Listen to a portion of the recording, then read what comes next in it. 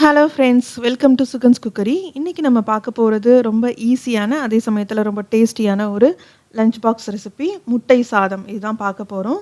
இது வந்து ஜஸ்ட்டு ஒரு 10 நிமிஷத்தில் டக்குன்னு நீங்கள் பண்ணிடலாம். இப்போ முட்டை சாதம் செய்கிறதுக்கு ஒரு கடாயில் 3 டேபிள் ஸ்பூன் எண்ணெய் ஊற்றிக்கலாம். எண்ணெய் காயறதுக்குள்ளே நம்ம இதுக்கு தேவையான முட்டை ரெடி பண்ணிடலாம். நான் வந்து இன்றைக்கி 200 கிராம் பாஸ்மதி ரைஸ் எடுத்துருக்கிறேன். அதுக்கு 3லேருந்து 4 முட்டை சேர்த்துக்கலாம். நான் வந்து இன்றைக்கி 3 முட்டை எடுத்துருக்கிறேன். இது கூட கொஞ்சமாக உப்பு, மஞ்சள் தூள், மிளகுத்தூள் சேர்த்து நல்லா அடித்து வச்சுக்கோங்க. இப்போ எண்ணெய் காஞ்சிருச்சு. இதில் கொஞ்சமாக கருவேப்பிலை, ஒரு பச்சை மிளகாய் உங்களோட காரத்துக்கு ஏற்றாப்புல சேர்த்துக்கலாம். சேர்த்துட்டு நல்லா வதக்கி விடுங்க. அது கூட நல்லா ஒரு பெரிய வெங்காயம் நல்லா பொடி பொடியாக கட் பண்ணி அதையும் சேர்த்து நல்லா வதக்கிக்கலாம். வெங்காயம் நல்லா வதங்கினதுக்கப்புறம் அதில் 1 டேபிள் ஸ்பூன் இஞ்சி பூண்டு விழுது சேர்த்துக்கோங்க. இதையும் சேர்த்துட்டு நல்லா பச்சை வாசனை போகிற அளவுக்கு வதக்கிக்கலாம். இஞ்சி பூண்டு நல்லா வதங்கினதுக்கப்புறம் அதில் ஒரு மீடியம் சைஸ் தக்காளி, ஒரு தக்காளி எடுத்து அதை நல்லா பொடி பொடியாக கட் பண்ணி அதையும் சேர்த்து நல்லா வதக்கிக்கோங்க. இந்த தக்காளி சேர்க்குறது வந்து ஆப்ஷனல் தான். உங்களுக்கு வேணும்னா சேர்த்துக்கலாம், இல்லை வேண்டாம் அப்படின்னா நீங்கள் வந்து தக்காளி சேர்க்க தேவையில்லை. அப்படின்னாலும் உங்களுக்கு டேஸ்ட் வந்து ரொம்ப நல்லாயிருக்கும். தக்காளி நல்லா வதங்கினதுக்கப்புறம் இது கூட நம்ம மசாலா எல்லாம் சேர்த்துடலாம். 1/4 டேபிள் ஸ்பூன் சோம்புத்தூள், 1/4 டேபிள் ஸ்பூன் சீரகத்தூள், அது கூட காரத்துக்காக 1/2 டேபிள் ஸ்பூன் மிளகாய்த்தூள். உங்களுக்கு காரம் அதிகமாக வேணும் அப்படின்னா கொஞ்சம் அதிகமாக கூட சேர்த்துக்கலாம். கடைசியாக இது கூட கொஞ்சமாக மஞ்சள் தூள் சேர்த்து இது எல்லாத்தையும் நல்லா பச்சை வாசனை போகிற அளவுக்கு வதக்கிக்கோங்க. இப்போ மசாலா நல்லா வதங்கிடுச்சு. இந்த டைமில் நம்ம அடித்து வச்சுருக்கிற முட்டை இருக்கு இல்லையா, அதை வந்து சேர்த்துக்கலாம். நம்ம இந்த முட்டையில் ஆல்ரெடி மஞ்சள் தூள், உப்பு, மிளகுத்தூள் எல்லாமே சேர்த்துருக்குறோம். அதை சேர்த்துட்டு இந்த மசாலா கூட மிக்ஸ் ஆகிற மாதிரி ஒரு தடவை நல்லா கலக்கி விட்டுருங்க.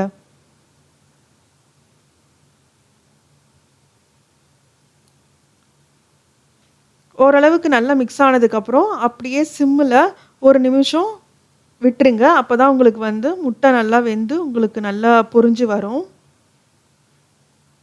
இப்போ 1 நிமிஷம் ஆயிடுச்சு. இந்த டைமில் நீங்கள் முட்டையை நல்லா உடச்சி விடுங்க. அப்போ தான் உங்களுக்கு வந்து இந்த முட்டையெல்லாம் வெந்து உங்களுக்கு நல்ல பெரிய பெரிய துண்டுகளாக வரும்.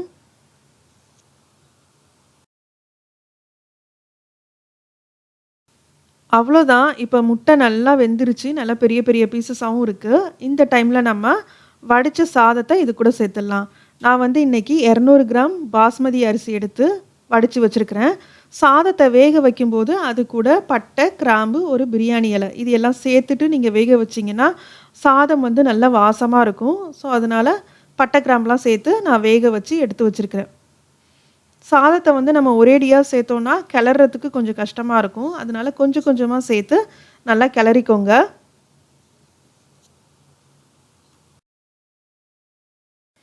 இப்போ நம்ம எடுத்து வச்சுருந்த வடித்த சாதம் எல்லாத்தையும் முட்டை கூட சேர்த்தாச்சு. இது எல்லாத்தையும் நல்லா கிளறினதுக்கப்புறம் சாதத்துக்கு தேவையான உப்பு சேர்த்துக்கலாம். சேர்த்துட்டு இது கூட வாசத்துக்காக 1 டேபிள் ஸ்பூன் நெய் சேர்த்துக்கிறேன். இந்த நெய் சேர்த்துக்கிறது வந்து உங்களுடைய விருப்பம்தான். நீங்கள் வேணும்னா சேர்த்துக்கலாம், இல்லை வேண்டாம் அப்படின்னா விட்டுறலாம்.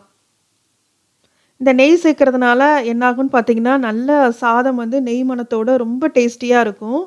இது சாப்பிடும்போது உங்களுக்கு வந்து ஒரு பிரியாணி சாப்பிட்ற மாதிரி இருக்குங்க. அவ்வளோ டேஸ்டியாக இருக்கும். குழந்தைங்கள்லாம் ரொம்ப விரும்பி சாப்பிடுவாங்க.